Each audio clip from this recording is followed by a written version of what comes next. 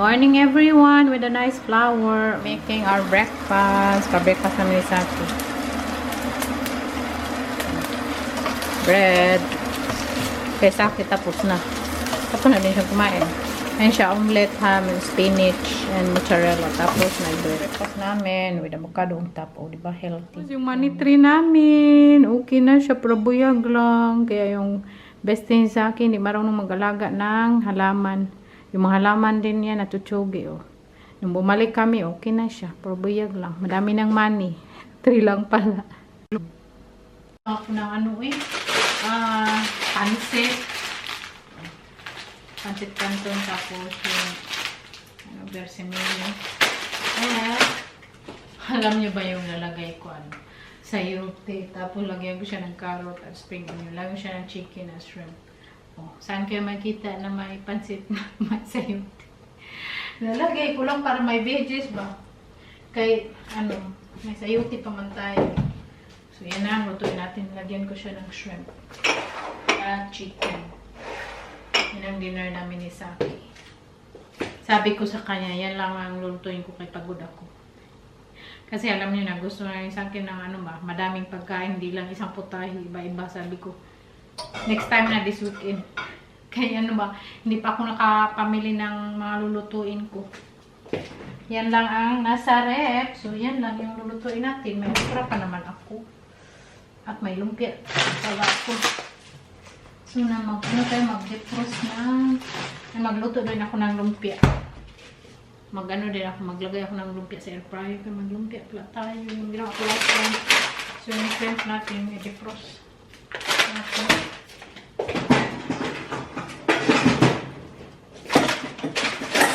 Masarap kasi yung pansit na ito.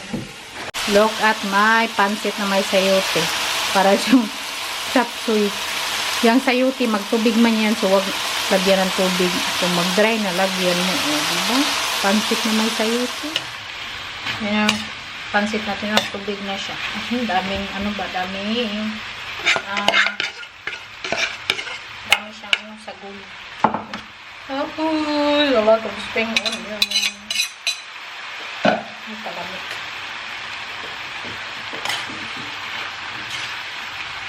Malamit na ako magluto bukas. Tapos, punta dito yung kaibigan ni Saki. Pwedeng, kung gusto nyo lang magkain ito, initin ko na lang. Kaya maagas na magpunta dito. Maybe ba? Maihatid daw yung kaibigan ni Saki, yung Thai, na may asawang Thai. Hindi ko alam kung, baga bigyan na naman ako ng rice. May rice na naman ako. Oh, right. So, mag-bake din ako ng today, cheesecake. Mag-bake ako ng cheesecake today. Kaya magpunta na dito, mag-coffee-coffee, di ko alam. Hindi ko siya nilagyan ng tubig. Nagtubig yung nagtubig yung sayote. Pero dapat lang lutuin mo yung muna, yung sagol-sagol. Yan na yung aming pansit na may sayote, di ba? Kay sarap. Nag-aso-aso. Magkain muna kami. Yan. You want some lime?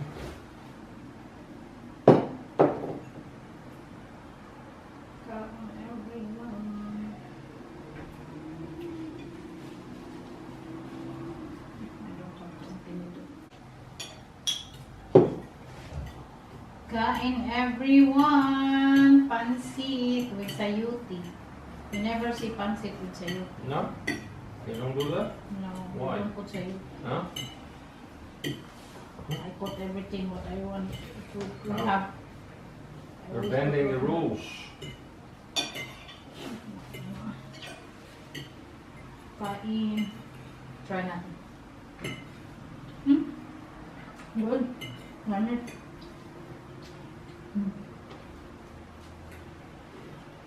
Try lang.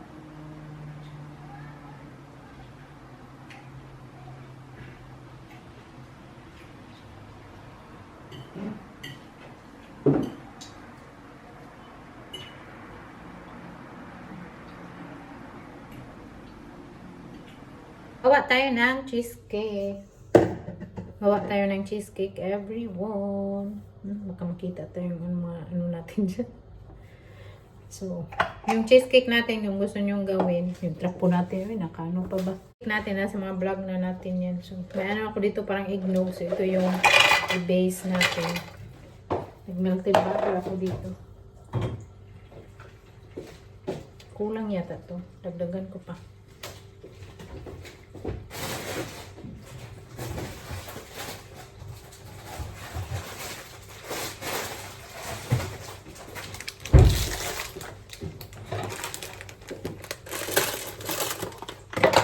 Binili ko lang to sa supermarket. Tama na sila. Wala akong basurang kong bowl.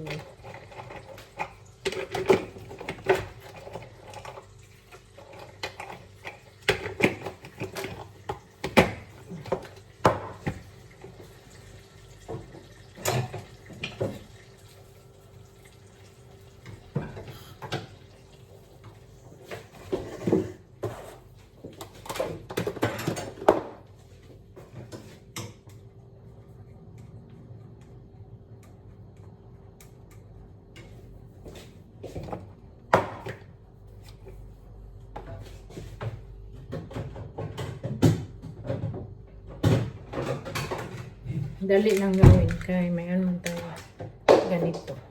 Lagay dito. Dali lang.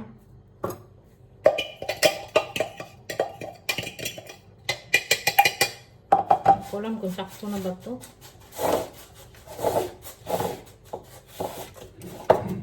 Sakto na. Lagyan ko lang siya ng butter. Okay. Konting butter.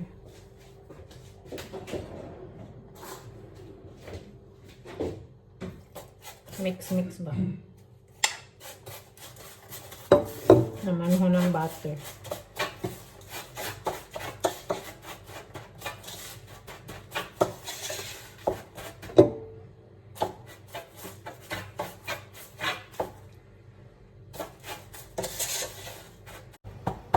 Okay na to. Yung i-flatten mo lang siya, i-level mo. Tapos, ilagay sa ref. Tapos, magata ng mixture. May cream cheese dito. 2 pack na cream cheese, 250 gram. Tapos, half cup na sugar. Minix ko. Mano-mano lang to kay hindi na ako magamit na electric mixer kaya hindi na ako magugas. Exercise na din ba? Hanggang makita mo na parang nag-creamy na yung sugar. Basta yung paano paggawa ng ating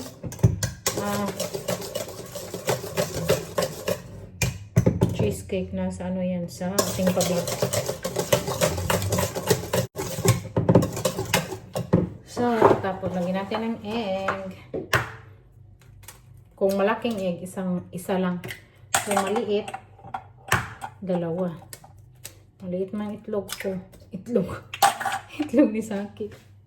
Maliit. Kahit 2.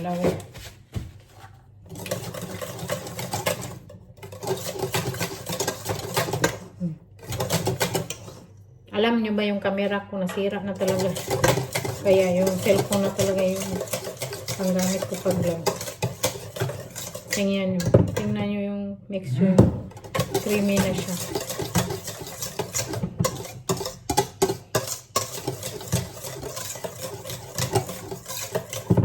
So, let's add some flour. 1 kutsarang flour. Basta, nasa ano ko na yan sa ating pa-vlog. Yung, ano din, yung measurement. Cornstarch. Tapos yogurt. Ano yung yogurt?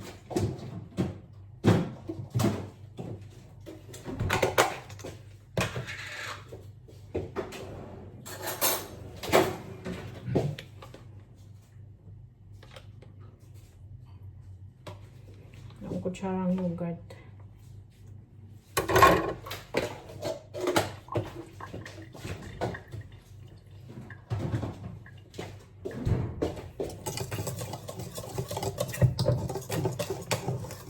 Mix together. Sa makita nyo, hindi na siya parang nagbubble-bubble. Tapos maglagay tayo ng lemon flavor. Lemon cheesecake to.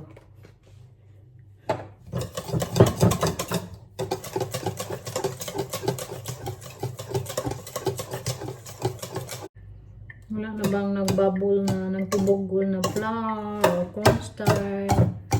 Yan ang tingnan nyo. Bake 30 to 40 minutes, 185 degrees.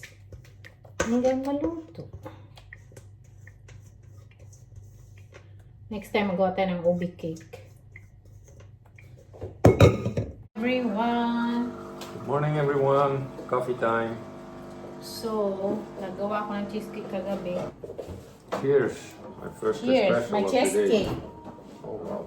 Tingnan yung pa-cheesecake na. Lagay natin siya sa ano. Kaya may bisita tayo today, kaya nag-ayos na ako, pero nakasure pa din. Mamaya na ako mag-ano. Yung kaibigan ni Sik magpunta dito. Kaibigan ni Saki. Ano bang ito? Siya ba ito dito?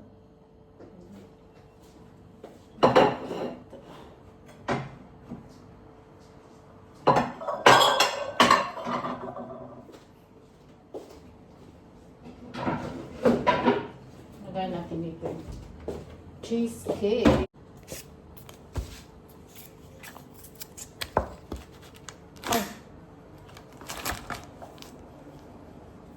Look yummy. Ano natin? Dapat tanggalin yung sugar sa ano na hindi sa red tawid kay para mag-ano talaga hindi siya mabungkag. Half lang na ingredients nagawa ko nito kay para hindi siya very thick. So look at the cheesecake, so pretty, so yummy. Look at the cheesecake pumpkin, so yummy.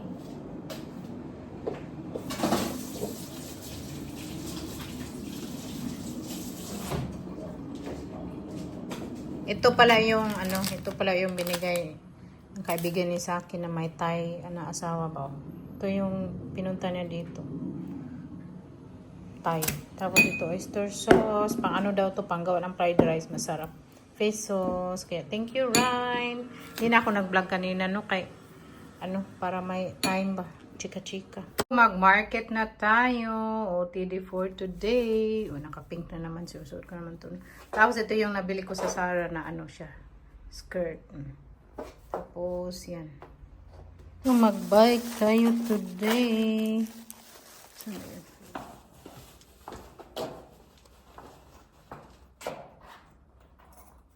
Gusto ko magbili ng chicken sa KFC.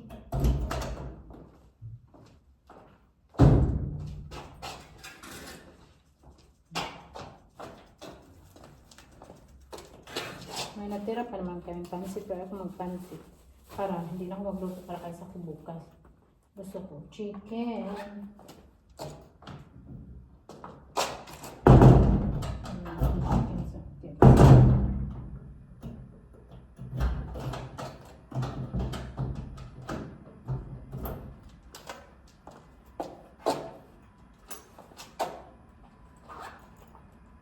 O, diba? Saan ka nang kita? Nagbalik na Casper. Dito lang sa Netherlands. Bike is life. Market, mili na tayo. Cherry, oh. Yung pangit. Tingnan nyo yung slipper nila. 10 euro na lang. Hindi pa 11 euro. Mag-uwi tayo ng Pinas. Bili tayo slipper. Mas mura pa dito. Ang ganda niya. Market. So, nag-boiled ako yung natira na okra. Tapos, ko ng chicharon at fried chicken. Very crunchy yung fried chicken ko. Sarap yun. Tapos, black rice. Hindi ko yan maubos. No, kain. Magkain muna ako kay si Saki. May party-party siya today. Black rice. Tapos, manood ako ng pa-vlog.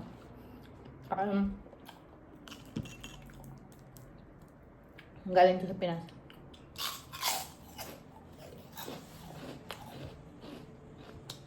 Ang dami kong napamili sa market. Tapos nakapa-shopping pa tayo. Kain na ako. Bili ko sa market to. Mangga. Ano pa? Mais. Lutuin ko yan siya bukas. Sala na ano na. Hindi pa baka sira to. Tapos avocado. Because breakfast namin may avocado lagi. Yung isang avocado, hati kami ni Saki. Tapos, ano pa ba? Sili. Kaya gusto ni Saki lagi spicy. Oh. Sili. Yan lang. Kung tayo sa nabili natin sa city, grabe, mura na lang. Tag 10 euro. Mag-uwi man tayo sa Pinas. So, binilhan ko na pa sa lubong. Ang ganda niya. Oh. Para kay Ate Shana. Malaki kasi yung mga paa nila. No? Kay Ate Shana, 38. Yung sa ate ko din. Yung mama na Ate Shana, size 38. Ito, binili ko to para kay Ate Shana. Diba? Very cute. 50% no? 50%. So, kay Ate Shana yan. Kaya very happy yun. Ganyan naman ako. Every time mag-uwi ako, padala ako ng kasalubong kahit mura. Tapos ito din, di ba? Very cute. Slipper. Mahal to bilhin doon sa Pinas. Meron to na brand sa SM. Graceland na brand. So, dito sobrang mura na.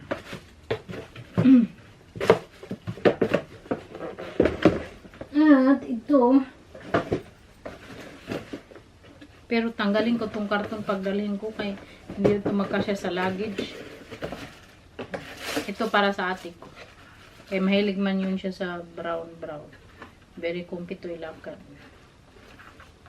Para sa ate ko to. Diba cute?